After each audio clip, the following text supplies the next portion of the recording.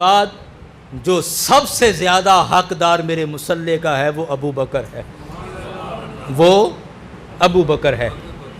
آج اتنی صدیاں گزرنے کے بعد ہم میں بڑے پڑھے لکھے اور سمجھدار لوگ پیدا ہو گئے جن کی تعلیم انہیں گمراہی کی طرف لے کر جا رہی ہے، اور آج وہ حضرت صدیق اکبر پر طعن کریں، حضرت صدیق اکبر پر تشنیع کریں، آپ کے لیے گھٹیا لفظ بولیں۔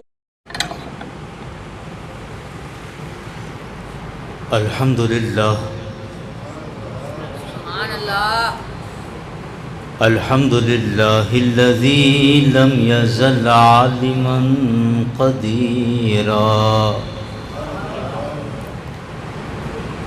حیا قیوما سمیعا بصیرا والصلاة والسلام على رسوله الذي أرسله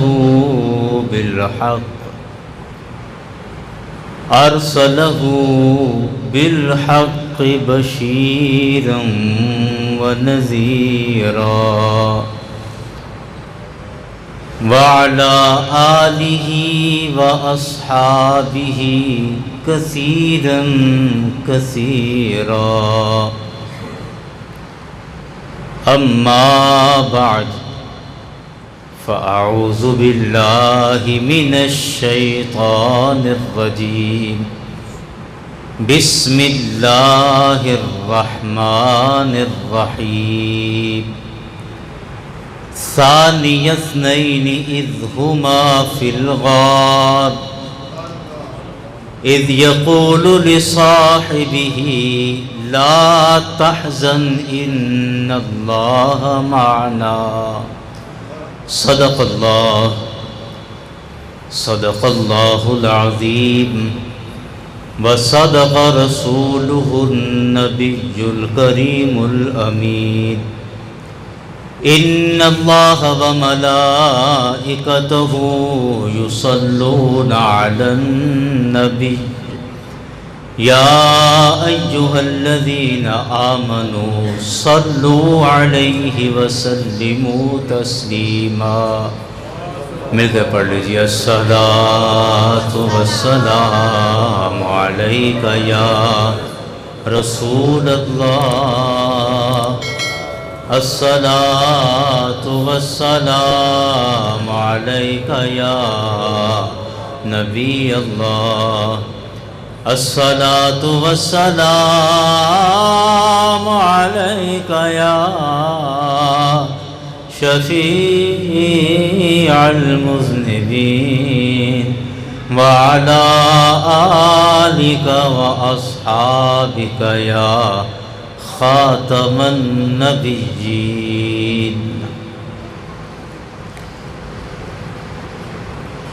پختہ ہوتی اگر مصلحت اندیش ہو عقل، عشق ہو مصلحت اندیش تو ہے خام ابھی، بے خطر کود پڑھا آتش نمرود میں عشق، عقل ہے محو تماشائے لب بام ابھی، صدق خلیل بھی ہے عشق، صبر حسین بھی ہے عشق، مارکائے وجود میں بدر و حنین بھی ہے عشق، اور شاد باد اے عشق خوش سودائے ماں، اے طبیب جملہ علت ہائے ماں، کہن ہنگامہ ہائے آرزو سرد کہ ہے مرد مومن کا لہو سرد، بتوں کو میری لا دینی مبارک کہ ہے آتش اللہو سرد۔ حمد و ثنا کے بعد واجب الاحترام علماء ذی احتشام، عمائدین ٹاؤن راجہ جنگ، عوام اہل سنت، مجھے آج یہ سوچ کر، یہ جان کر، دیکھ کر بڑی خوشی ہو رہی ہے، جیسے مجھ سے قبل حافظ محمد ریاض صاحب فرما رہے تھے کہ ان عمروں میں ہمارے جوان اپنی رنگینیوں میں گم ہو جاتے ہیں۔ کئی ہمارے نوجوان جن کو نشے نے تباہ کر دیا، اس عمر میں ہمارے دوست، انہیں کھیل کود سے ہی وقت نہیں ملتا ہے، اور اس افراتفری کے دور میں میں یہ سوچ کر بہت خوش ہوتا ہوں کہ ہمارے راجہ جنگ میں کئی پلیٹ فارم نوجوانوں کے ایسے بن گئے کہ جنہوں نے اپنی مصروفیات، اپنا وقت اور اپنا پیسہ اللہ اور اس کے رسول کے نام پر خرچ کرنے کا ارادہ کر لیا ہے۔ یہ بہت خوش آئند بات ہے۔ اللہ تعالیٰ ان تمام نوجوانوں کو اس نیک مشن پر استقامت عطا فرمائے، اور بالخصوص ہمیں ان نوجوانوں کا دست و بازو بننے کی توفیق عطا فرمائے۔ آج انجمن پیام اقبال کا پہلا عوامی پروگرام ہے، اور عنوان دیکھ کر بھی جی خوش ہو گیا کہ سلام اقبال بجناب سیدنا صدیق اکبر۔ بڑی خوبصورت مطابقت اور بڑی عالیشان موافقت پیدا کی گئی ہے۔ حضرت سیدنا صدیق اکبر رضی اللہ عنہ آپ اس کائنات کی ان ہستیوں میں سے ہیں کہ ایک بندہ مومن ان سے محبت کیے بغیر رہ ہی نہیں سکتا۔ ایسی خوبصورت شخصیت کے مالک ہیں کہ جتنا بھی ان کے بارے جانتے چلے جائیں، پڑھتے چلے جائیں، سنتے چلے جائیں، ان سے محبت بڑھتی جاتی ہے۔ اور ایسا ہو بھی کیوں نہ کہ حضرت صدیق اکبر وہ ہستی ہیں کہ میرے آقا نے جن سے محبت کی ہے، میرے سرکار کے لاڈلے اور پیارے صحابی تھے۔ فنافر رسول اول، یار غار مصطفیٰ، یار مزار مصطفیٰ، عاشق اول، مومن اول، حضرت سیدنا صدیق اکبر رضی اللہ عنہ۔ قرآن پاک نے ان کی تعریف جن الفاظ کے ساتھ بیان کی، رب کائنات نے فرمایا کہ ثانی اثنین اذ ہما فی الغار۔ کتنے خوبصورت الفاظ ہیں۔ فرمایا کہ ثانی اثنین، دونوں میں سے دوسرا، دونوں میں سے دوسرا، اذ ہما فی الغار، جب وہ دونوں غار میں تھے۔ اب وہ دونوں کون ہیں؟ رسول اکرم صلی اللہ علیہ وسلم کی ذات ہے اور حضرت صدیق اکبر کی ذات ہیں۔ اور حالانکہ ہمارا ایمان اور یقین یہ ہے کہ اس کائنات کے اندر میرے مصطفیٰ کا کوئی ثانی نہیں ہے، لیکن قرآن نے کہا ثانی اثنین، کہ مصطفیٰ کا ثانی جو ہے وہ صدیق اکبر ہے۔ ثانی اثنین، دونوں میں سے دوسرا۔ اذ ہما فی الغار اذ یقول لصاحبہ، کہ جب وہ اپنے صاحب سے کہہ رہے تھے کہ لا تحزن ان اللہ معنا، اے میرے دوست غم نہ کر، اللہ ہمارے ساتھ ہے۔ یاران گرامی، آپ عشق دیکھیے۔ اگر اس کی آواز سادہ کر دیں، کوئی بندہ چلا سکتا ہے تو مجھے آسانی ہو جائے گی۔ ہم بچے سادہ آواز ہے نا۔ درود پاک پڑھ لیجیے۔ الصلاۃ والسلام علیکم یا سیدی یا رسول اللہ، الصلاۃ والسلام علیکم یا سیدی یا رسول اللہ۔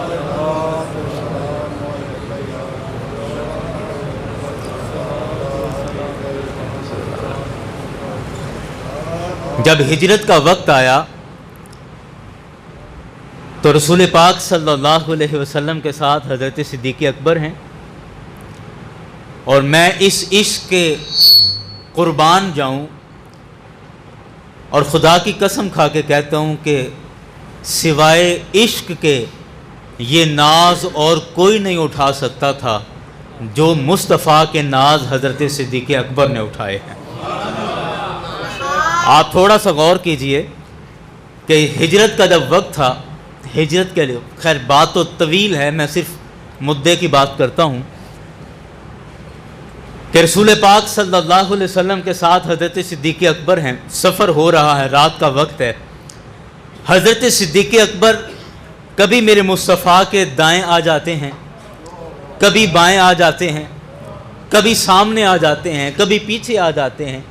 میرے کریم آقا نے یہ عمل دیکھا تو پوچھا، صدیق یہ آپ کیا کر رہے ہیں؟ ساتھی ہو تو ساتھ ساتھ چلو، کبھی آگے آ جاتے ہو، کبھی پیچھے، کبھی دائیں کبھی بائیں۔ عرض کی آقا میں دیکھتا ہوں کہ دشمن ہمارے پیچھے ہے، اور مکے کے دشمن بڑے چلاک ہیں، اور ان سے کسی بھی غلط اور گری ہوئی حرکت کی امید کی جا سکتی ہے، ایسے گھٹیا دشمن ہیں، اور یا رسول اللہ پتہ نہیں کہاں سے حملہ کر دیں۔ تو جب چلتے چلتے کوئی بڑا پتھر آتا ہے تو مجھے شک پڑتا ہے کہ کہیں اس کے پیچھے کوئی دشمن نہ چھپا ہو، تو یا رسول اللہ میں پتھر کی جانب ہو جاتا ہوں۔ پتھر دائیں آتا ہے تو دائیں جانب ہو جاتا ہوں، بائیں آتا ہے تو بائیں جانب ہو جاتا ہوں، کہ اگر کوئی تیر کسی دشمن کی کمان سے میرے مصطفیٰ کے لیے نکلے تو پہلے صدیق اکبر کا سینہ اس تیر کے لیے حاضر ہو۔ اللہ اکبر، اللہ اکبر۔ اور پھر بات یہاں رکی نہیں، ایک لمبا سلسلہ ہے، آپ یہ گنتے جائیں اور ذہن میں ان کو جگہ دیتے جائیں کہ جب رستے میں سفر ہو رہا ہے تو پوزیشن یہ ہے۔ اس کے بعد جب ارادہ کیا کہ پہاڑ کے اوپر ایک غار ہے، وہاں رات کا قیام کریں گے، تو غار پر جب چڑھنے لگے، پہاڑ پر چڑھنے لگے، تو حضرت صدیق اکبر عرض کرتے ہیں، آقا میری یہ گزارش ہے اگر آپ قبول فرما لیں۔ سرکار نے فرمایا، جی صدیق آج آپ بولیں، آج آپ جیسے آپ کہیں گے ویسے ہوتا چلا جائے گا۔ حضرت صدیق اکبر عرض کرتے ہیں، یا رسول اللہ میری خواہش ہے کہ آپ میرے کندھوں پر تشریف فرما ہوں، اور میں آپ کو اپنے کندھوں پر اٹھا کے یہ پہاڑ چڑھوں۔ اور سرکار نے فرمایا کہ ابو بکر کیوں، اس کی کیا ضرورت ہے؟ عرض کی آقا مکے کے کھوجی بڑے ظالم ہیں، میں ان کی آنکھوں میں مٹی ڈالنا چاہتا ہوں کہ وہ بہک جائیں گے کہ مکے سے جب چلے تھے تو 2 آدمیوں کے پیروں کے نشان نظر آ رہے تھے، ابھی پہاڑ کے پاس آئے ہیں تو ایک بندہ غائب ہو گیا ہے، میں ان کو الجھانے کے لیے کہہ رہا ہوں کہ آپ میرے کندھوں پر تشریف فرما ہوں۔ تو حضرت رسول پاک صلی اللہ علیہ وسلم مسکرائے، سرکار نے فرمایا ٹھیک ہے ابو بکر جیسے آپ کہیں۔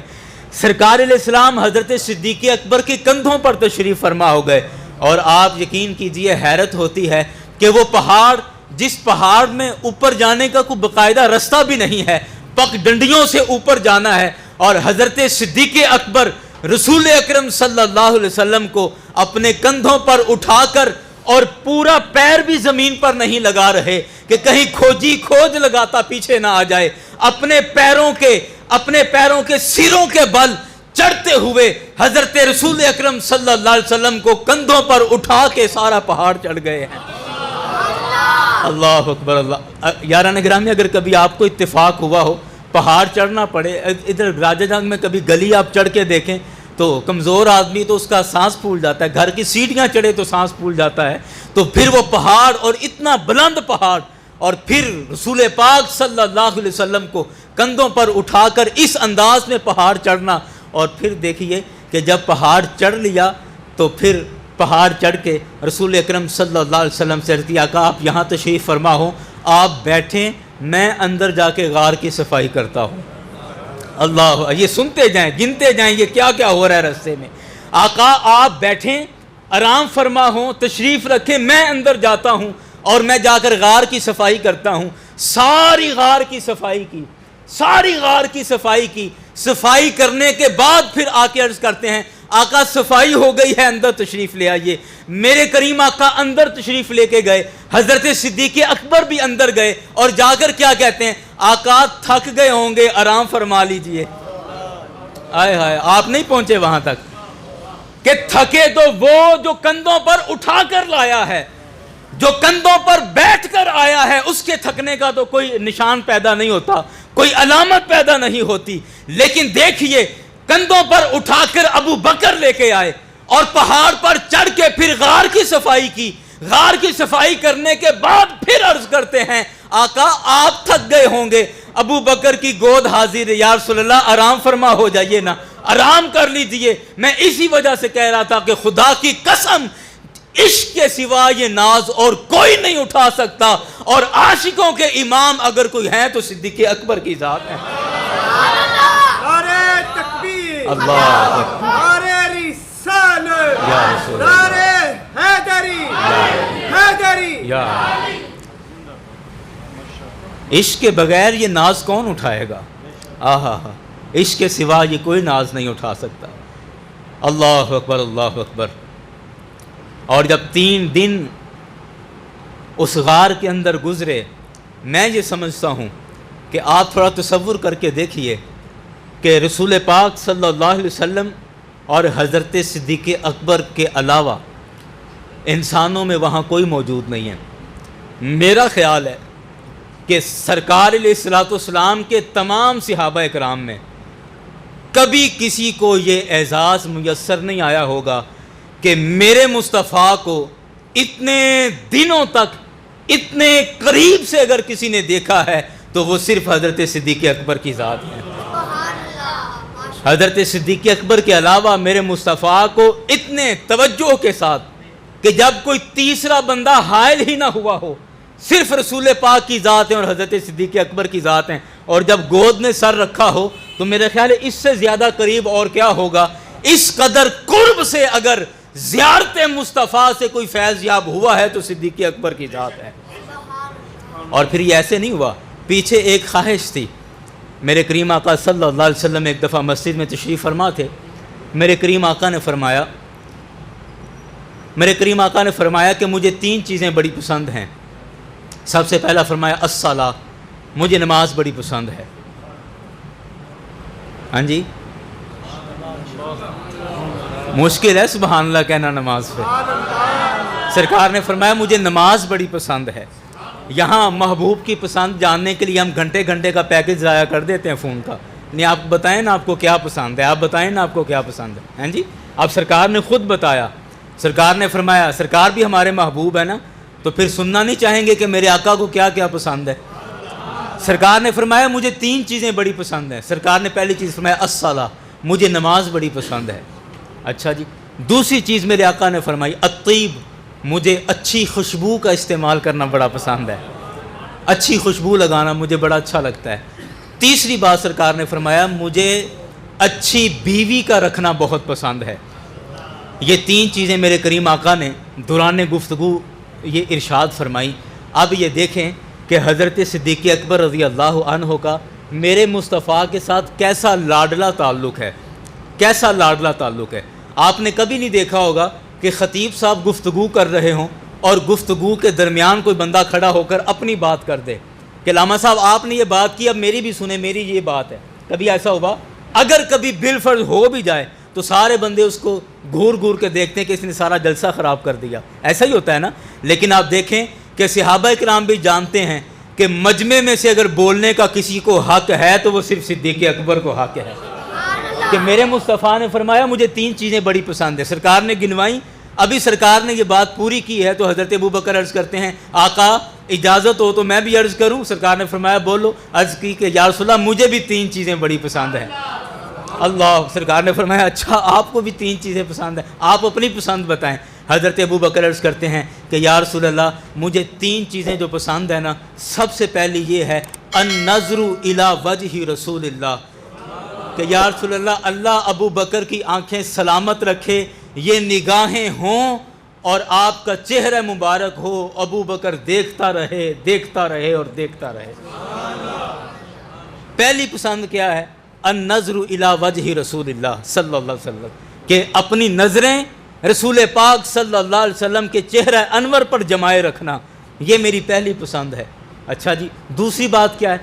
حضرت صدیق اکبر عرض کرتے ہیں آقا مجھے دوسری پسند یہ ہے کہ انفاق مالی علی رسول اللہ صلی اللہ علیہ وسلم کہ یا رسول اللہ ابو بکر کو مال دے اور ابو بکر سارا آپ کے قدموں پہ قربان کرتا رہے۔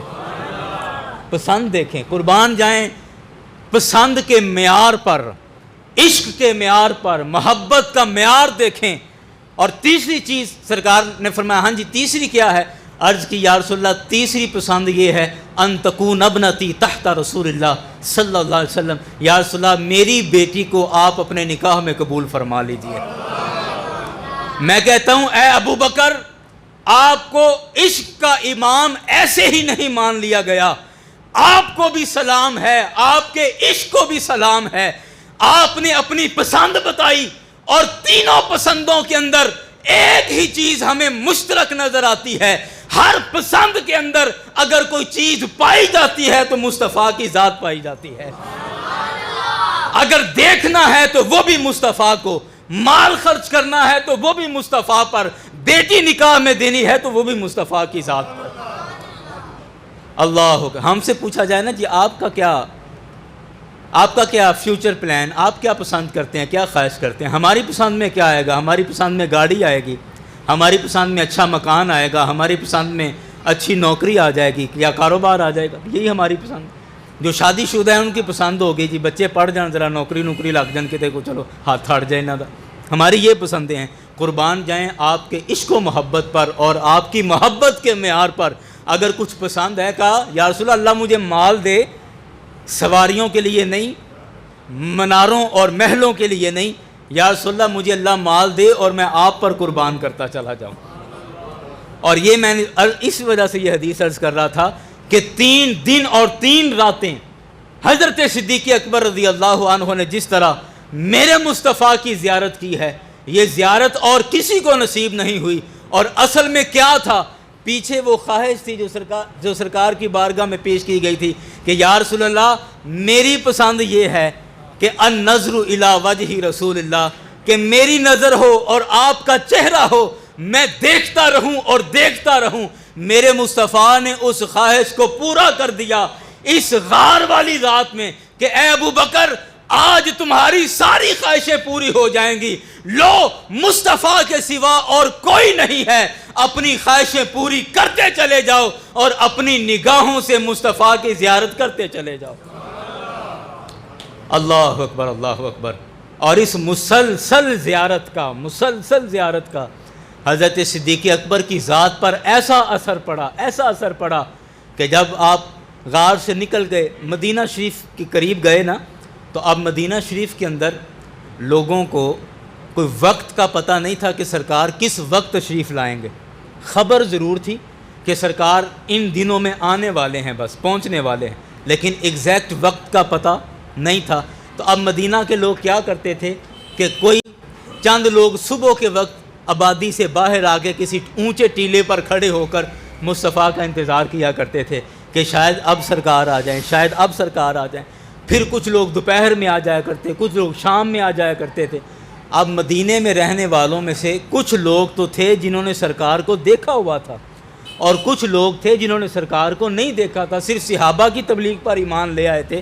اب جب سرکار علیہ الصلوۃ والسلام اور حضرت ابو بکر دور سے آتے ہوئے نظر آئے، اب مدینہ شریف کے لوگ مدینے کے باہر ٹیلے پر چڑھ کر انتظار کر رہے ہیں، دور سے آتے حضرت صدیق اکبر کو، رسول پاک صلی اللہ علیہ وسلم کو دیکھا، اور حضرت صدیق اکبر کی ذات پر مسلسل میرے مصطفیٰ کی زیارت سے یہ اثر پڑا تھا کہ مدینے کے لوگ شش و پنج میں پڑ گئے۔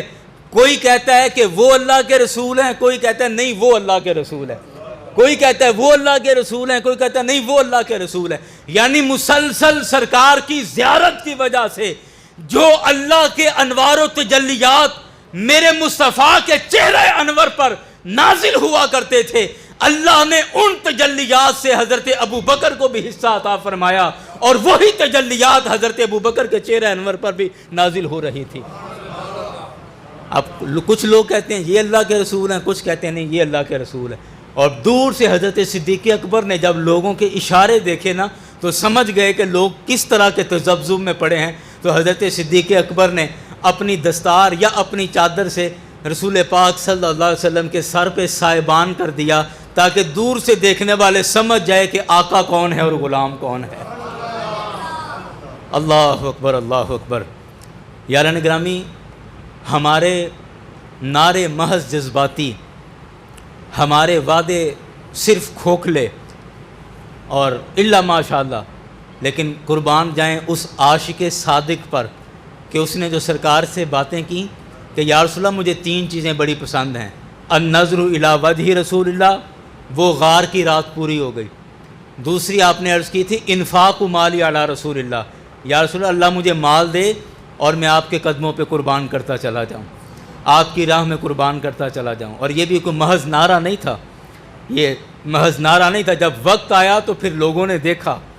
بلکہ حضرت عمر رضی اللہ عنہ کا بڑا دلچسپ اس موقع پر واقعہ ہے، امام بخاری نے اس کو نقل فرمایا۔ حضرت عمر رضی اللہ عنہ کہتے ہیں کہ جب سرکار نے اعلان فرمایا نا کہ اپنا مال اللہ کی راہ میں پیش کرو، تو کہتے ہیں کہ ان دنوں میرے حالات بڑے زبردست تھے، یعنی میرے پاس وافر مقدار میں مال موجود تھا۔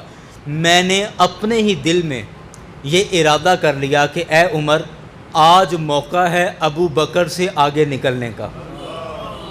ہائے ہائے ہائے، آپ دیکھیں اللہ نے جس کو پہلا بنایا ہو وہ پھر پہلا ہی ہوتا ہے۔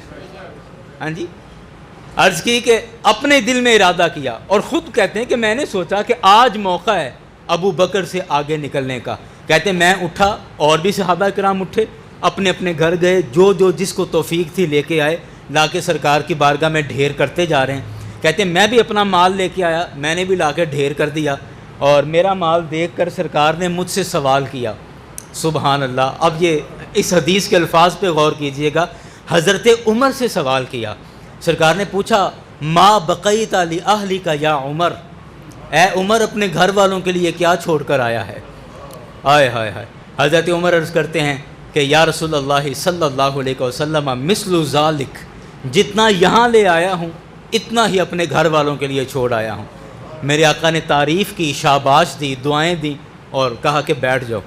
اب حضرت عمر کہتے ہیں میں بیٹھ تو گیا، لیکن میرے دل میں اب انتظار یہی تھا کہ دیکھتے ہیں ابو بکر آج کیا لے کر آتے ہیں، آج ابو بکر کیا لے کے آتے ہیں۔ اتنے میں حضرت ابو بکر اپنا مال لے کر آئے، لا کے سرکار کی بارگاہ میں ڈھیر کر دیا۔ میرے آقا نے تعریف فرمائی، حوصلہ افزائی کی۔ اب سرکار نے ابو بکر سے پوچھا ما بقیت لأہلک یا ابا بکر، اے ابو بکر آپ اپنے گھر والوں کے لیے کیا چھوڑ کر آئے ہیں؟ تو حضرت ابو بکر عرض کرتے ہیں کہ یا رسول اللہ بقیت لأہلی اللہ و رسول، یا رسول اللہ اپنے گھر والوں کے لیے اللہ اور اس کا رسول چھوڑ کر آیا ہوں۔ میرے گھر کے اندر جس چیز کو بھی شے کہا جا سکتا تھا باندھ کر آپ کے قدموں میں لے آیا ہوں۔ گھر صرف اللہ اور اس کے رسول کی ذات کو چھوڑا ہے۔ اب آپ غور کریں کہ صحابہ کرام مال لے کر آ رہے ہیں، بہت سے صحابہ مال لے کر آ رہے ہیں، میرے کریم آقا نے کسی سے نہیں پوچھا کہ تم اپنے گھر والوں کے لیے کیا چھوڑ کر آئے ہو۔ یہ سوال کیا تو صرف 2 لوگوں سے، حضرت عمر سے پوچھا یا حضرت صدیق اکبر سے پوچھا۔ وجہ کیا تھی کہ حضرت عمر کے دل میں خیال آیا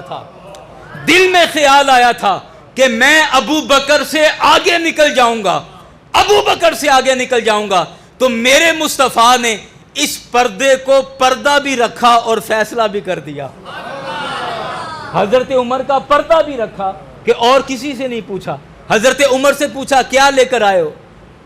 اپنے گھر والوں کے لیے کیا چھوڑ کے آئے؟ جی اتنا ہی گھر والوں کے لیے چھوڑ۔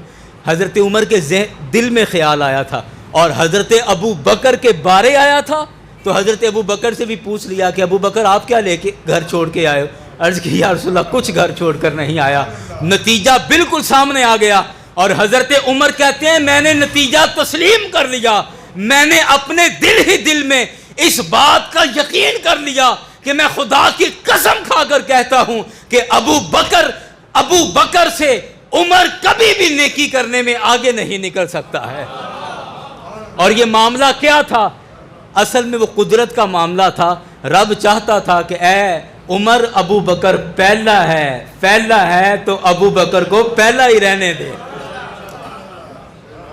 ابو بکر سے آگے نہ نکل۔ اللہ اکبر، اللہ اکبر۔ اے عمر ابو بکر پہلا ہے، اللہ اکبر۔ تو اپنا مال، یہ بھی صرف نعرہ نہیں تھا انفاق مالی علی رسول اللہ، کر کے دکھایا۔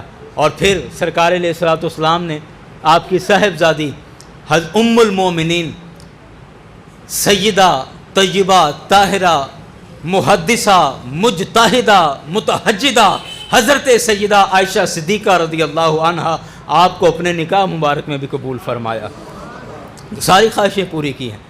اللہ اکبر۔ اب سیدہ عائشہ صدیقہ رضی اللہ عنہا کی بات آئی ہے، دیکھیں بھائی اگر ذوق ہے تو میں بولتا جا رہا ہوں، نعرہ تکبیر، نعرہ توجہ سے سنتے رہیں گے تو ذرا مجھے بات کرنے میں آسانی رہے گی، ورنہ میں اکثر کہتا ہوں کہ یہ سودے اتنے سستے نہیں ہیں کہ جو نہیں لینے آیا اس کے بھی جیب میں ڈال کے بھیجیں، کوئی بات نہیں، میں محفوظ کر لوں گا، میرے پھر کام آ جائیں گے۔ ہاں جی، اب سیدہ عائشہ صدیقہ رضی اللہ عنہ کی بات آئی ہے تو میں ایک مشترک حدیث آپ کے سامنے پیش کرتا ہوں، اور میں کہتا ہوں اس حدیث کے اندر بھی حضرت انس نے محبت والی اخیر کر دی ہے۔ امام بخاری نے اس کو نقل فرمایا، حضرت انس رضی اللہ عنہ نے اس حدیث پاک کو روایت کیا ہے، اور حضرت صدیق اکبر کے بارے حدیث ہے اور حضرت سیدہ عائشہ کی بات ہے۔ حدیث کا خلاصہ یہ ہے کہ رسول پاک صلی اللہ علیہ وسلم اپنے دنیا سے ظاہری پردہ فرمانے کے چند دن پہلے حضرت رسول پاک صلی اللہ علیہ وسلم نے سیدہ عائشہ صدیقہ رضی اللہ عنہا سے فرمایا کہ مرو ابا بکر ان یصلی بالناس، عائشہ ابو بکر سے کہیں کہ وہ لوگوں کو نماز پڑھائیں۔ سرکار نماز پڑھانے کے لیے مسجد میں نہیں تشریف لا رہے تھے، اور سرکار نے سیدہ عائشہ صدیقہ سے فرمایا کہ ابو بکر سے کہیں کہ وہ لوگوں کو نماز پڑھائیں۔ سیدہ عائشہ صدیقہ رضی اللہ عنہا نے عرض کی کہ یا رسول اللہ ہوا رقیق القلب، کہ ابو بکر دل کے بڑے نرم ہیں، جب آپ کو آپ کے مصلی پر نہیں دیکھیں گے تو وہ اتنا روئیں گے کہ رونے کی وجہ سے نماز میں لوگوں کو قرآن بھی نہیں سنا پائیں گے۔ تو مطلب کیا تھا کہ آپ کسی اور کا انتخاب کر لیں۔ تو رسول پاک صلی اللہ علیہ وسلم نے دوسری مرتبہ فرمایا نہیں، مرو ابا بکر ان یصلی بالناس۔ ایک روایت کے اندر لفظ مختلف ہیں، مرو ابا بکر فیصلی بالناس، یہ بھی لفظ آئے ہیں لیکن ترجمہ اور مفہوم ایک ہی ہے۔ نہیں، ابو بکر سے کہیں کہ وہی لوگوں کو نماز پڑھائیں۔ سیدہ عائشہ صدیقہ رضی اللہ پھر عرض کی کہ یا رسول اللہ ہوا رقیق القلب، وہ رقیق القلب ہیں، نرم دل کے ہیں، وہ لوگوں کو قرآن نہیں سنا پائیں گے۔ میرے آقا نے تیسری مرتبہ فرمایا نہیں، عائشہ ابو بکر سے کہیں کہ وہی لوگوں کو نماز پڑھائیں۔ یہاں علماء نے لکھا کہ جب سرکار علیہ السلام نے ایک دفعہ کہہ دیا تھا کہ ابو بکر سے کہیں کہ وہ لوگوں کو نماز پڑھائیں، تو سرکار کے حکم کے سامنے کوئی اگلی بات کرنے کی ویسے ضرورت نہیں تھی۔ بات سمجھ رہے ہیں نا، کہ جب سرکار علیہ السلام نے فرما دیا کہ ابو بکر سے کہیں نماز پڑھائیں تو ٹھیک ہے، بات ختم ہو جانی چاہیے تھی، حضرت ابو بکر سے کہہ دینا چاہیے تھا۔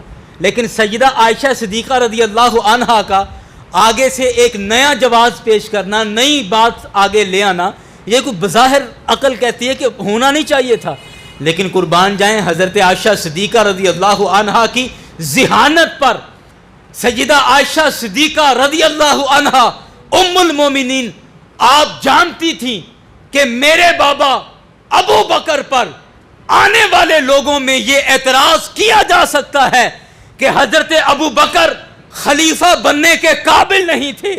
کیوں قابل نہیں تھے؟ کہ ابو بکر تو دل کے بڑے نرم تھے، اور خلافت نرم دل والا بندہ نہیں کر سکتا، دل گردے والا حوصلے والا بندہ کر سکتا ہے۔ تو ابو بکر تو نرم دل کا آدمی تھا، لہٰذا یہ خلافت کا حقدار نہیں تھا۔ میری ماں سیدہ عائشہ صدیقہ رضی اللہ عنہا جانتی تھی کہ یہ ایک اعتراض ہے جو میرے باپ ابو بکر پر کیا جا سکتا ہے، کیوں نہ اس اعتراض کا جواب میں خود رسول پاک صلی اللہ علیہ وسلم کی زبان سے لے لوں۔ اور پھر یہ بھی کہا جا سکتا ہے کہ رسول پاک صلی اللہ علیہ وسلم نے غیر ارادی طور پر ایسے ہی کہہ دیا کہ ابو بکر سے کہ نماز پڑھائیں، بس ذہن میں ابو بکر کا آ گیا ہوگا اس لیے کہہ دیا، کسی اور کا نام آ جاتا تو اس کو بھی کہہ دیتے نماز پڑھا دے۔ غیر ارادی طور پر کہا ہوگا کہ ابو بکر سے کہیں کہ وہ نماز پڑھائیں۔ تو سیدہ عائشہ نے بار بار پوچھ کر اس بات کی تصدیق کر دی کہ میرے مصطفیٰ نے 3 دفعہ فرمایا کہ نہیں عائشہ صرف ابو بکر سے کہیں کہ وہی نماز پڑھائیں. میں یہ بات غیر ارادی طور پر نہیں کہہ رہا، بلکہ میں جانتا ہوں کہ ابو بکر رقیق القلب ہے، لیکن میں یہ بھی جانتا ہوں عائشہ کہ وہ دل کا نرم ہے، ایمان کا نرم نہیں ہے. رقیق القلب ہے، رقیق الایمان نہیں ہے، ایمان کا نرم نہیں ہے. اور میرے ہوتے ہوئے اگر میرے مصلی پر کھڑے ہونے کا کوئی حقدار ہے تو صرف ابو بکر کی ذات ہے. اللہ اکبر، اللہ اکبر.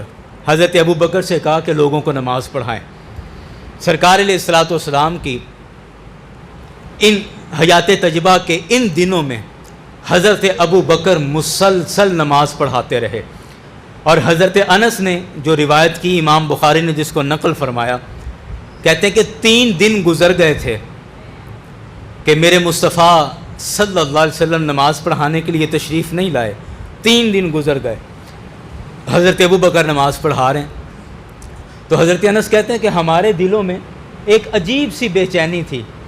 اور بے چینی ہوتی بھی کیوں نہ، اب جن آنکھوں کو عادت ہو چکی ہو دن رات مصطفیٰ کی زیارت کی، جو فجر میں آئیں تو سرکار کی زیارت کر لیں، ظہر میں آئیں، عصر، مغرب، عشاء میں آئیں تو سرکار، پھر جب جی چاہے آئیں تو سرکار کی زیارت کر لیں. اب جن آنکھوں کو عادت ہو گئی تھی میرے مصطفیٰ کی زیارت کی، تو 3 دن گزر گئے تھے، سرکار کا رخ انور دیکھنے کو نہیں ملا. تو حضرت انس کہتے ہیں عجیب سی بے قراری تھی، عجیب سی بے چینی تھی، اور عجیب سا اضطراب تھا ہماری دلوں کے اندر اور ہماری کیفیت کے اندر. کہتے ہیں ایک دن ایسا ہوا کہ فجر کی نماز کا وقت ہے، 1 رکعت ہو گئی، دوسری رکعت میں ہم کھڑے ہیں کہ کیا ہوا، اچانک میرے مصطفیٰ نے اپنے حجرہ پاک کا پردہ ہٹایا، عین نماز کی حالت میں، عین نماز کی حالت میں. اور مسجد کے اس طرف میرے کریم آقا کا حجرہ تھا، دروازہ نہیں تھا، پردہ لگا تھا، اور یہاں سے سرکار نماز پڑھانے کے لیے آتے تھے اپنے منبر پر، اپنے مصلی پر، اور یہیں سے پھر واپس اپنے گھر تشریف لے جایا کرتے تھے. اور یہی وہ جگہ ہے جس کو میرے مصطفیٰ نے فرمایا ما بین بیتی و منبری روضۃ من ریاض الجنہ، کہ میرے گھر اور میرے منبر کے درمیان کا جو حصہ ہے یہ جنت کے ٹکڑوں میں سے ایک ٹکڑا ہے. تو سرکار علیہ اب نماز ہو رہی ہے، آپ یہ تھوڑی جغرافیائی سچویشن اس کی ذہن میں رکھیں کہ نماز ہو رہی ہے، امام صاحب نماز کرا رہے ہیں، پیچھے 1 2 3 جتنی بھی صفیں ہیں پیچھے صفیں بنی ہیں، قبلے کی طرف منہ ہے، صحابہ کرام نماز پڑھ رہے ہیں. میرے کریم آقا نے مسجد کی اس طرف سے حجرہ پاک کا پردہ ایسے ہٹایا. حضرت انس نے جو لفظ بولے ہیں، کہتے ہیں فَقَشَفَ النَّبِيُّ صلی اللہ علیہ وسلم سِتْرَ الْحُجْرَةِ، میرے آقا نے حجرہ پاک کا پردہ ہٹا دیا. اور کہتے ہیں کہ جیسے ہی سرکار نے پردہ ہٹایا تو ہماری توجہ سرکار کی طرف ہو گئی. اب نماز میں ہیں، اب دل اور عقل آپس میں لڑائی کر رہے ہیں، تنازع ہو گیا. عقل کہتی ہے کہ رب کی نماز پڑھ رہے ہو، کیا کر رہے ہو، سیدھے دیکھو، قبلے کی طرف دیکھو، آنکھیں کیوں پھیرتے ہو. اور دل کہہ رہا ہے کہ اتنے دن ہو گئے ہیں، یہ آنکھیں پیاسی ہیں. اللہ اکبر. اقبال نے اسی نقشے کو کہا، کہتا ہے کہ ادائے دید سراپا نیاز تھی تیری، کسی کو دیکھتے رہنا نماز تھی تیری. اللہ اکبر، اللہ اکبر. آپ کہتے ہیں کہ سرکار نے حجرہ پاک کا پردہ ہٹایا تو ساتھ اگلا لفظ سنیں. اب حضرت انس کے لفظ بھی بڑے عجیب ہے. اب حضرت انس کی زندگی میں اگر ہم ہوتے تو میرا خیال میں تو کم از کم ضرور پوچھتا کہ حضور ان لفظوں کی وضاحت کر دیں کہ ان کا مطلب کیا ہے. حضرت انس نے اگلا جو جملہ بولا، حضرت انس فرماتے ہیں کہ سرکار نے جب پردہ ہٹایا حجرہ پاک میں، اپنے دروازے میں سرکار کھڑے ہیں، کہتے ہیں کہ کأن وجہہ ورقۃ مصحف ثم یتبسم، یا ثم تبسم دونوں الفاظ ہیں. کہتے ہیں کہ سرکار کا چہرہ ایسے چمک رہا تھا جیسے قرآن کا صفحہ چمک رہا. اور ثم تبسم، سرکار ہمیں دیکھ بھی رہے ہیں اور مسکرا بھی رہے ہیں. اب میں جو کہہ رہا تھا نا کہ ہم ضرور عرض کرتے کہ حضور ان کی ذرا وضاحت کر دیں کہ آپ تو نماز پڑھ رہے ہیں، صحابہ کرام تو نماز پڑھ رہے ہیں، اور نماز میں منہ کس طرف ہے؟ اس طرف ہے، کعبے کی طرف منہ ہے. سرکار کا حجرہ مبارک اس طرف ہے اور صرف پردہ ہٹایا ہے. اور پھر صحابہ بالخصوص حضرت انس یہ سرکار کی ساری کیفیت بیان کرتے چلے جا رہے ہیں. کہہ رہے ہیں کہ سرکار کا چہرہ ایسے چمک رہا تھا جیسے قرآن چمک رہا ہوتا ہے. حضرت انس سے کو پوچھے حضرت آپ کی آنکھیں کس طرف تھیں؟ آپ نماز پڑھ رہے تھے یا سرکار کو دیکھ رہے تھے؟ اور پھر جو دوسرا بولا نا کہ سرکار مسکرا بھی رہے تھے. اب مسکرانے میں تو کوئی آواز نہیں ہوتی, بولے نا یار, مسکرانے میں تو کوئی آواز نہیں ہوتی. مسکراہٹ کا تو تب تک پتہ ہی نہیں چلتا جب تک آنکھوں سے دیکھ نہ لیا جائے. ہنسنے کی آواز ہوتی ہے, مسکرانے کی تو کوئی آواز نہیں. تو کہتے ہیں تبسمہ کا لفظ ہے, تبسم کیا, مسکرائے. تو میرا یہ وجدان کہتا ہے کہ حضرت انس کہنا یہ چاہ رہے ہیں کہ ہم ہاتھ باندھ کے نماز تو پڑھ رہے تھے, لیکن جیسے ہی محسوس ہوا کہ حجرہ پاک کا پردہ ہٹا ہے تو ہم آنکھیں پھیر پھیر کے سرکار کے رخ انور کی زیارت بھی کرتے چلے جا رہے ہیں. اچھا, میں ایک جگہ پر یہ تشریح عرض کر رہا تھا تو میرے ایک دوست نے بعد میں جب ہم واپس آ رہے تھے مجھے کہتے ہو سکتا ہے کہ حضرت انس صف کے اس کنارے پر کھڑے ہوں. یہ بھی ہو سکتا ہے نا کہ حضرت انس صف کے یہ اس آخری کنارے پر کھڑے ہوں اور قریب سے سرکار کو دیکھ لیا. تو جو آپ نے ساری تشریح کی ہو سکتا ہے یہ تشریح ساری بے بنیاد ہو. میں نے کہا چلو ٹھیک ہے, آپ پوری حدیث پڑھ لیں. حضرت انس کنارے پر کھڑے ہوں گے, ہو سکتا ہے امام تو کنارے پہ کھڑا نہیں ہوتا نا, امام تو صف کے درمیان میں کھڑا ہوتا ہے نا. تو امام کی صورتحال ذرا دیکھیں. حضرت انس کیا کہتے ہیں؟ حضرت انس کہتے ہیں فَنَكَسَ ابو بکر علی عقبیہ وَظَنَّ أَنَّ النَّبِيَّ صلی اللہ علیہ وسلم خارج الی الصلاۃ. حضرت ابو بکر نے جب ان کو پتہ چلا کہ مصطفیٰ علیہ السلام نے پردہ ہٹا دیا تو حضرت ابو بکر نے یہ گمان کیا کہ شاید سرکار نماز پڑھانے کے لیے تشریف لا رہے ہیں. تو حضرت ابو بکر بھی آہستہ آہستہ مصلی سے پیچھے آنے لگ گئے. فَنَاكَسَ ابو بکر علی عقبیہ, اپنی ایڑیوں کے بل پیچھے کی طرف سرکنے لگ گئے, پچھلی صف کے اندر شامل ہونے لگ گئے. میرے مصطفیٰ نے جب نماز کی حالت میں صحابہ کرام کی یہ کیفیت دیکھی تو سرکار نے فرمایا یہ کیا کرنے لگے ہو؟ فَأَشَارَ عَلَيْنَا أَتِمُّوا صَلَاتَكُمْ. میرے مصطفیٰ نے اشارہ کیا اور فرمایا نماز پوری کرو, نماز پوری کرو. کیا مطلب تھا کہ اگر یہ چند دیر میں اور کھڑا رہوں یا چند منٹ میں اور کھڑا رہتا تو قریب تھا کہ صحابہ مصطفیٰ کو دیکھنے کے شوق میں خدا کی نماز توڑ بیٹھتے. اور یہ حضرت انس نے کہا کہ قریب تھا کہ ہم اپنی نمازیں توڑ دیتے بفرحتی رؤیت النبی صلی اللہ علیہ وسلم, سرکار کو دیکھنے کی خوشی میں ہم اپنی نمازیں توڑ دیتے. اللہ اکبر, اللہ اکبر. یاران گرامی, یہ تو حدیث پاک ہے. اب میرا ایک سوال ہے, آپ سے نہیں پریشان نہ ہوں, صحابہ کی بارگاہ میں یہ سوال ہے کہ مجھے بتائیں, آپ بتائیں کہ کیا صحابہ کرام کو اس مسئلے کا نہیں پتہ تھا کہ نماز میں ادھر ادھر دیکھیں تو نماز مکروہ ہو جاتی ہے, یا نماز میں کعبے سے سینہ پھر جائے تو نماز ٹوٹ جاتی ہے؟ کیا خیال ہے, آپ کیا کہتے ہیں, صحابہ کو اس مسئلے کا نہیں پتہ ہوگا؟ ہاں جی, تو پھر اس عمل کا کیا مطلب ہے؟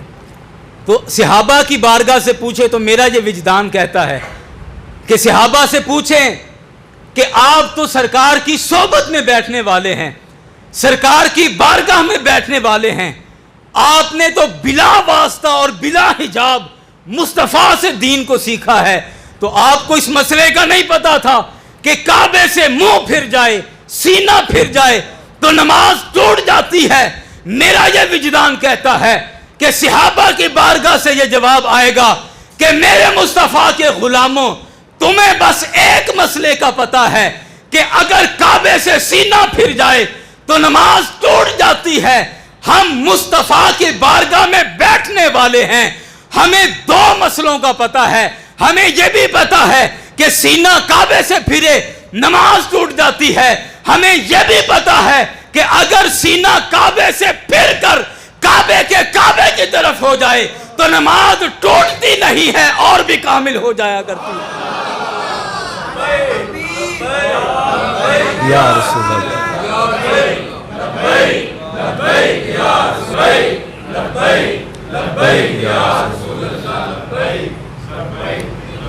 اعلیٰ حضرت نے اسی لیے فرمایا کہ حاجیوں آؤ, शहनशाह का रोज़ा देखो, काबा तो देख चुके, अब काबे का काबा देखो। आला हज़रत की शायरी ऐसे नहीं है, ये हदीस से ये इस्तिदलाल और इस्तिंबात है आपके इस शेर का। कैसे सहाबा किराम जानते थे कि सरकार अगर काबे से रुख फिरा है, नज़रें हटी हैं, तो जिस तरफ गई हैं वो भी तो काबे का काबा है। अल्लाह अकबर, अल्लाह अकबर। यारान गिरामी, हज़रत सैयदना सिद्दीक़ अकबर रज़ियल्लाहु अन्हु आपकी वो हस्ती है कि जिनको रसूल पाक सल्लल्लाहु अलैहि वसल्लम ने खुद इरादतन अपनी हयात तजबा में अपने मुसल्ले का वारिस बनाया है, अपने मुसल्ले का वारिस बनाया है। और ये एजाज़ और किसी सहाबी को नहीं आया। गोया कि सरकार अलैहिस्सलाम ये इशारा कर रहे हैं कि मेरे बाद जो सबसे ज़्यादा हकदार मेरे मुसल्ले का है वो अबू बकर है, वो अबू बकर है। आज इतनी सदियां गुज़रने के बाद हम में बड़े पढ़े लिखे और समझदार लोग पैदा हो गए जिनकी तालीम उन्हें गुमराही की तरफ लेकर जा रही है, और आज वो हज़रत सिद्दीक़ अकबर पर तान करें, हज़रत सिद्दीक़ अकबर पर तशनीह करें, आपके लिए घटिया लफ्ज़ बोलें, माज़अल्लाह गाली गलोच करें, तो मैं कहता हूँ उन्हें अपनी शक्ल देखकर ख़ुद ही अपनी शक्ल पे लानत भेजनी चाहिए कि ये हम क्या हरकत कर रहे हैं। उस हस्ती के बारे तान कर रहे हैं, उस ज़ात पर हम तनकीद कर रहे हैं जो मेरे मुस्तफ़ा का ऐसा प्यारा है और ऐसा लाडला है। अगर इजाज़त हो तो आखिरी बात अर्ज़ करके बात को ख़त्म कर दूँ, और यही बात आपको सर के कानों से ज़्यादा दिल के कानों से सुननी है और फ़ैसला करना है कि जो मकाम अल्लाह ने हज़रत सिद्दीक़ अकबर को अता किया है, क्या क़यामत तक किसी भी कलमा पढ़ने वाले को ये जायज़ हो सकता है कि वो हज़रत अबू बकर की ज़ात पर कोई उंगली उठाए? सवाल ही पैदा नहीं होता। अब ये सुने और इस गुफ्तगू को जहन में बिठाएं। इस गुफ्तगू से पहले मैं थोड़ा सा आपको इसकी तमहीद और थोड़ी सी मिसाल देकर, ताकि बात आसान हो जाए, आपसे बात करना चाहूँगा। जैसे मैंने पहले अर्ज़ किया कि मेरे मुस्तफ़ा अलैहिस्सलाम ने इरशाद फरमाया था कि मा बैना बैती व मिंबरी रौज़तुम मिन रियाज़िल जन्नह, कि मेरे घर और मेरे मिंबर के दरमियान का जो हिस्सा है ये जन्नत के टुकड़ों में से एक, बोलिए जन्नत के टुकड़ों में। और आज भी जो लोग वहाँ गए हैं वो इसकी तस्दीक करेंगे कि जो रियाज़ुल जन्नह है वहाँ आज भी सब्ज़ रंग का कालीन बिछाया जाता है, दूसरी मस्जिद के हिस्से से इसको मुख्तलिफ करने के लिए, ताकि निशानी रहे कि ये वो ज़मीन का टुकड़ा है जिसको सरकार ने जन्नत का टुकड़ा फरमाया है। और अल्लामा मुल्ला अली कारी रहमतुल्लाह अलैह और दीगर उलमा ने भी इस पर लिखा कि जब क़यामत का वक्त आएगा, अल्लाह ताला इस ज़मीन को फ़ना कर देगा, तो ज़मीन के इस हिस्से को फ़ना नहीं है।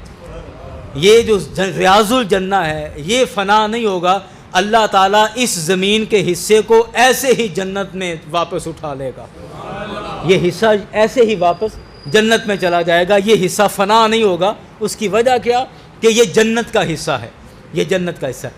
अब एक तो हदीस हो गई ये, दूसरा मेरे मुस्तफ़ा का फरमान है जिसका मफ़हूम है, सरकार ने फरमाया कि जो बंदा जिस जगह पर दफन किया जाता है, जिस जगह पर जब उस बंदे को बनाया गया था, उसका जिस्म बनाया गया था, उसका खमीर तैयार किया गया था, तो उसी जगह से मट्टी लेकर उसका जिस्म बनाया गया था जिस जगह पर वो बंदा दफन होता है।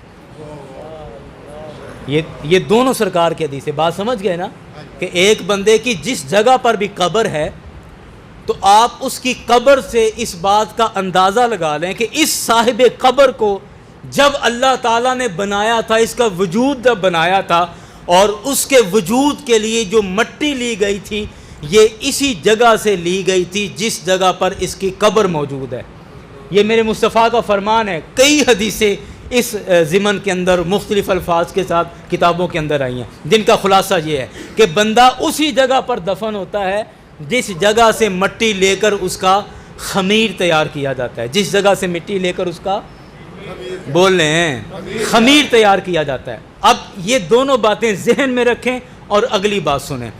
حضرت سیدنا صدیق اکبر رضی اللہ عنہ جب آپ کے وصال کا وقت قریب آیا تو چند صحابہ کرام نے آپ سے عرض کی کہ حضرت آپ کوئی وصیت فرمائیں ہمیں تاکہ ہم اس پر عمل کریں. تو حضرت صدیق اکبر رضی اللہ عنہ نے جو بات کی، عرض کی کہ آپ ایسا کرنا کہ میری میت کو، میرے جسم کو غسل دے کر، کفن پہنا کر، میرا جنازہ پڑھ کے میرے جنازے کو مصطفیٰ کے در دولت پر لے جانا، سرکار کے حجرہ پاک کے سامنے لے جانا اور لے جا کر وہاں رکھ دینا اور سرکار کی بارگاہ میں یہ لفظ کہنا، الصلاۃ والسلام علیک یا رسول اللہ. یہ الفاظ جو صلاۃ والسلام کے ہیں یہ حضرت ابو بکر نے ہمیں دیے ہیں. ہاں جی، الصلاۃ والسلام علیک یا رسول اللہ ھذا ابو بکر. مصطفیٰ کی بارگاہ میں عرض کرنا کہ یا رسول اللہ یہ آپ پر صلاۃ والسلام ہو، یہ ابو بکر ہیں، آپ کے پہلو میں آنا چاہتے ہیں. آئے ہائے، جس طرح غار میں آپ نے اپنا قرب عطا کیا، یا رسول اللہ ابو بکر مزار میں بھی چاہتا ہے کہ آپ کا قرب مل جائے. حضرت ابو بکر کہتے ہیں کہ اگر میرے مصطفیٰ کے حجرہ پاک کا دروازہ خود بخود کھل جائے یا تم کوئی نشانی یا علامت دیکھو کہ سرکار کی طرف سے اجازت مل گئی ہے تو مجھے مصطفیٰ کے پہلو میں دفن کر دینا، اور اگر کوئی نشانی یا کوئی جواب نہ آئے تو مجھے مسلمانوں کے قبرستان کے اندر دفن کر دینا. اور اب دیکھیں ایک ایک لفظ پہ غور کیجئے گا. حضرت صدیق اکبر کا جب وصال ہوا، آپ کی وصیت کے مطابق غسل دیا گیا، کفن دیا گیا، جنازہ پڑھا گیا، چارپائی رسول پاک صلی اللہ علیہ وسلم کے روضہ انور کے سامنے رکھ دی گئی. اور اب دیکھیں سب سے پہلے حضرت علی آگے بڑھے اور حضرت مولا علی کہتے ہیں الصلاۃ والسلام علیک یا رسول اللہ ھذا ابو بکر.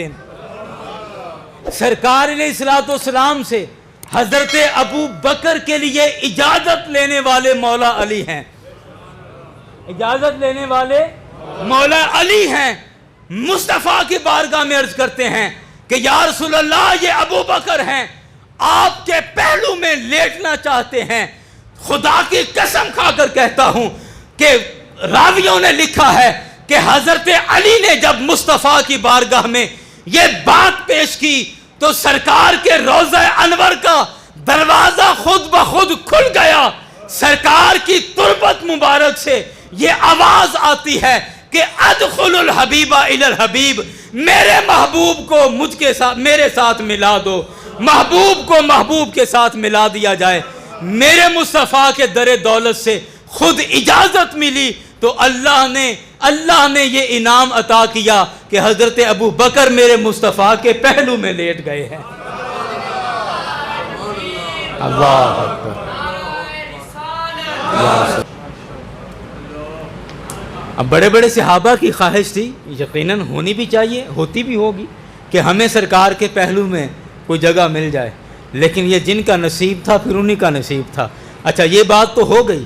اب آپ آئیں ذرا اس بات پر جو میں نے آپ سے عرض کی تھی کہ سرکار نے فرمایا کہ جس بندے کو جس جگہ کی مٹی سے بنایا جاتا ہے اسی جگہ پر وہ بندہ دفن ہوتا ہے. اسی جگہ پر وہ بندہ، بول لیں بس میری بات اپنے اختتامی مراحل میں، اسی جگہ پر وہ بندہ دفن ہوتا ہے. اب سوچیں کہ میرے مصطفیٰ نے اپنے حجرہ پاک، اپنے گھر کو کہا کہ یہ زمین کا ٹکڑا نہیں، یہ جنت کا ٹکڑا ہے.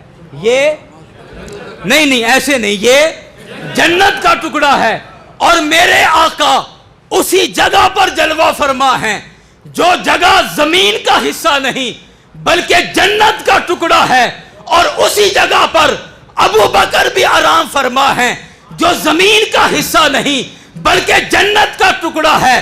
تو بات کیا سمجھ آئی کہ میرے رب نے جب ابو بکر کا جسم بنانا چاہا تو حضرت ابو بکر کے جسم کے لیے زمین سے مٹی نہیں لی گئی بلکہ جنت کی مٹی سے ابو بکر کا وجود بنایا ہے.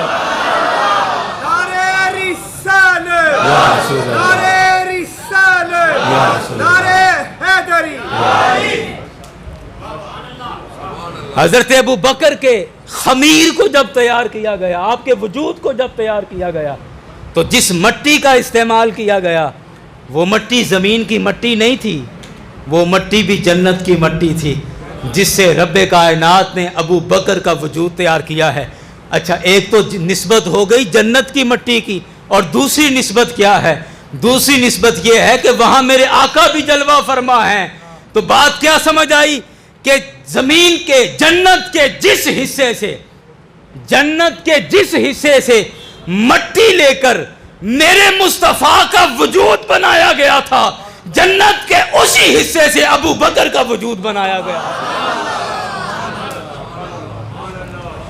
اللہ اکبر، اللہ اکبر. اب آپ کس منہ سے اس ڈیجیٹل دور میں آ کے حضرت ابو بکر پر لعن طعن کر رہے ہیں؟ ہائے ہائے ہائے، یہ تو روز ازل سے یہ نصیب لکھا گیا ہے. یہ خدا نے جب ان کے وجود کا خمیر بنایا تب سے یہ فضیلتیں ان کے خمیر میں شامل کر دی تھی. تم کیا کون ہوتے ہو ان کی ذات پر انگلی اٹھانے والے؟ تیری کیا اوقات ہے؟ ہائے ہائے ہائے، کس پر اعتراض کر رہے ہو؟ یہ اعتراض حضرت صدیق اکبر کی فضیلت پر نہیں، بلکہ خدا کی قسم کھا کر کہتا ہوں کہ حضرت ابو بکر کی فضیلت پر اعتراض کرنے والا اللہ کے غضب سے ڈرے کہ حضرت ابو بکر کو فضیلت تو قدرت نے عطا کر دی ہے، اللہ نے فضیلت والا بنا کر بھیجا ہے. تو حضرت ابو بکر کی ذات پر انگلی اٹھانے والا اپنے انجام سے ڈرے کہ کہیں وہ بے ایمان ہو کر نہ مرے. کیوں کہ اس نے اس ذات پر انگلی اٹھائی ہے کہ جس کو اللہ نے خود فضیلتیں دے کر بھیجا ہے. تو حضرت ابو بکر کی ذات پر انگلی اٹھانا گویا کہ رب کی قدرت پر اعتراض کرنا ہے، رب کی قدرت پر اعتراض کرنا ہے، کیونکہ رب کی قدرت نے یہ پسند کیا کہ ابو بکر کا بھی وجود اسی مٹی سے بنے کہ جس مٹی سے محمد مصطفیٰ کے جسد اطہر کو بنایا گیا ہے. اللہ اکبر، اللہ اکبر. یاران گرامی، میں اپنی بات ختم کر رہا ہوں ان الفاظ کے ساتھ کہ حضرت صدیق اکبر، وہی جملہ جہاں سے میں نے بات شروع کی تھی کہ حضرت صدیق اکبر وہ ہستی ہیں کہ کائنات کا ہر مومن ایمان والا، آج کل مومن بھی یہ لفظ بڑا عام ہو گیا نا کہ ہمیں یہ ٹیگ لگانا پڑتا ہے کہ یہ مومن ہے. ہم بعض اپنی محافل میں یہ باقاعدہ ٹیگ لگاتے ہیں جی، تاکہ بار بار کہتے رہے تو ان کو بھی پتہ چلتا رہے نہیں جی ہم مومن ہیں. اس لیے میں کہتا ہوں جو صحیح مومن ہے اس کے دل میں ہمیشہ حضرت صدیق اکبر کی محبت موج زن رہے گی. وہ بغیر محبت صدیق کے رہ ہی نہیں سکتا ہے. صحیح مومن ایمان والا بغیر محبت صدیق کے رہ ہی نہیں سکتا ہے. اور یہ ستمبر کا مہینہ ہے اور میں یہ جملہ بولنا چاہ رہا ہوں کہ اس مہینے کی 7 تاریخ کو، 7 ستمبر کو پاکستان کے لیے یہ بڑا خوبصورت دن تھا کہ پاکستان کی پارلیمنٹ کے اندر اور سینٹ کے اندر یہ متفقہ طور پر قرارداد پاس کر لی گئی کہ قادیانی غیر مسلم ہیں، اور سرکار کی تحفظ ختم نبوت کا یہ بہت بڑا پرچار ہوا اور بہت بڑی مسلمانوں کو فتح ہوئی. میں کہتا ہوں کہ ختم نبوت کا آغاز اور ختم نبوت پر پہرا دینے کا آغاز بھی حضرت صدیق اکبر نے کیا ہے. حضرت صدیق اکبر رضی اللہ سب سے پہلے سرکار کی ختم نبوت کے لیے اگر کسی نے آواز بلند کی ہے تو حضرت صدیق اکبر کی ذات ہیں. اور حضرت صدیق اکبر رضی اللہ عنہ کے بعد بھی اگر ہم دیکھتے ہیں کہ جن لوگوں نے ختم نبوت کے لیے قربانیاں دیں، یا وہ تربیت کے اعتبار سے صدیقی تھے یا وہ خون کے اعتبار سے صدیقی تھے.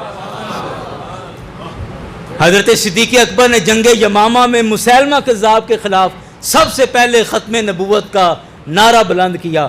اور ہماری بر صغیر کے اندر مرزا غلام قادیانی کے خلاف جو سب سے پہلا فتویٰ آیا ہے وہ 1885 کے اندر قصور کے حضرت علامہ خواجہ غلام دستگیر قصوری صدیقی رحمت اللہ علیہ نے سب سے پہلے مرزا غلام قادیانی کے خلاف کفر کا فتویٰ جاری کیا تھا. حالانکہ مرزا غلام قادیانی نے نبوت کا، جھوٹی نبوت کا جو اعلان کیا وہ 1901 میں کیا، لیکن اس سے کچھ 17-18 سال پہلے علامہ غلام دستگیر قصوری صدیقی رحمۃ اللہ علیہ نے اس کے خلاف فتویٰ لکھ دیا تھا 1885 کے اندر کہ یہ بندہ یہ دین سے نکلا ہوا بندہ ہے اور یہ گمراہ آدمی ہے، لوگوں کو گمراہ کر رہا ہے اور ان قریب یہ بہت بڑا کوئی اعلان کرنے والا ہے۔ تو انہوں نے پہلے اس کے خلاف کفر کا فتویٰ صادر کر دیا تھا۔